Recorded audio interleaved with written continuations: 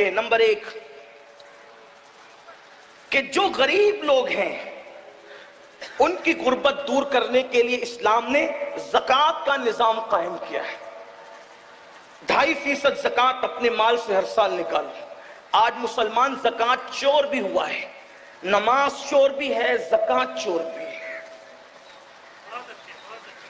ایک پیسہ اگر زکوٰۃ کا بچا کے رکھو گے،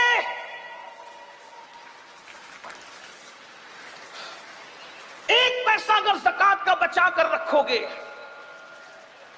تو وہ پیسہ آپ کے دوسرے اچھے پیسے کو بھی تباہ کرے گا۔ اور اگر زکوٰۃ دے دی، اللہ کے رسول علیہ السلام فرماتے ہیں جو اپنے مال کی پوری پوری زکوٰۃ ادا کرے، اللہ اس کے مال کو اپنے قلعے میں محفوظ کر لیتا ہے۔ مجھے بتاؤ، جس کا مال اللہ کے قلعے میں محفوظ ہو جائے پھر اس کے مال کو کون کیا کر سکتا ہے؟ لوگ کہتے ہیں میرا مال بیوپاری لے کر کے بھاگ گیا، ڈوب گیا، یہ ہوا وہ ہوا۔ زکوٰۃ نہیں دیتے، غریبوں کا حق نہیں دیتے، اس لیے کوئی لے کر کے بھاگتا ہے۔ واللہ اگر ایک ایک پائی کی زکوٰۃ نکال دو تو اللہ کے سچے نبی نے فرمایا کہ جس نے زکوٰۃ نکال دی اس کا مال اللہ کے قلعے میں محفوظ ہو گیا۔ ایک بات۔ دوسری بات، جب زکوٰۃ نکالو تو زکوٰۃ کو کوئی سسٹم سے تقسیم کرو۔ کچھ لوگوں کو تو ہم نے 200 روپے تقسیم کرتے دیکھا۔ ٹھیک ہے، اس پہ کوئی شرع کا حکم نہیں کہ تملیغ شرط ہے فقیر کے لیے، لیکن آپ سے پوچھتا ہوں کم سے کم ایسا ہو جائے۔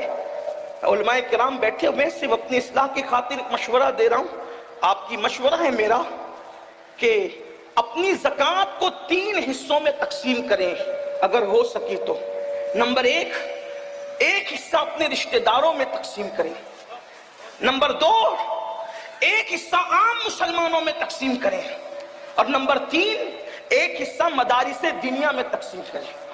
اس سے یہ ہوگا کہ آپ کے رشتہ داروں کی غربت بھی دور ہوگی، عام مومنوں کی غربت بھی دور ہوگی، اور جو مدارس اسلامیہ جو دراصل ہمارے مذہب کی جان ہے، اللہ کے رسول علیہ السلام نے فرمایا العلم حیات الاسلام و عماد الدین، کہ علم اسلام کی زندگی ہے اور دین کا ستون ہے۔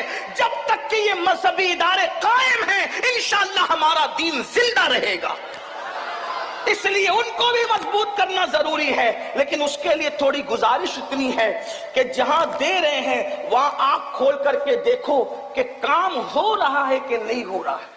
اگر واقعی صحیح کام ہو رہا ہے، زمین پر ہے ادارہ تو ٹھیک ہے، اگر آسمانوں پر یا تصورات یا تخیلات میں ہے تو پھر آپ اس کے ذمہ دار ہیں۔ کچھ لوگوں کا حال یہ ہوتا ہے کام نہیں دیکھتے بلکہ جہاں نام ہوتا ہے وہاں دیکھتے ہیں، پھر چاہے وہ صحیح جگہ ہو چاہے غلط جگہ۔ اس میں بھی مجھے ایک بات یاد آتی ہے، دراصل پھر آپ کا بلکہ ہم بولنے والوں کا بھی کیا قصور۔ ایک شخص حضرت محبوب الہی کے پاس ہے، نظام الدین اولیاء، کہ حضور میری زکوٰۃ ہے اور آپ میرے مرشد ہیں، آپ نیک اللہ والے، جس کو چاہے دے دیں۔ لیکن وہ بھی اللہ والے تھے، وہاں لے کر کے جھولی میں ڈالنا تو تھا نہیں، انہوں نے ہاتھ میں نہیں لیا۔ فرمایا بیٹا خانقاہ کے سامنے جا، پہلا جو بندہ نظر آئے گا اس کو دے دینا۔ تو دے دیا۔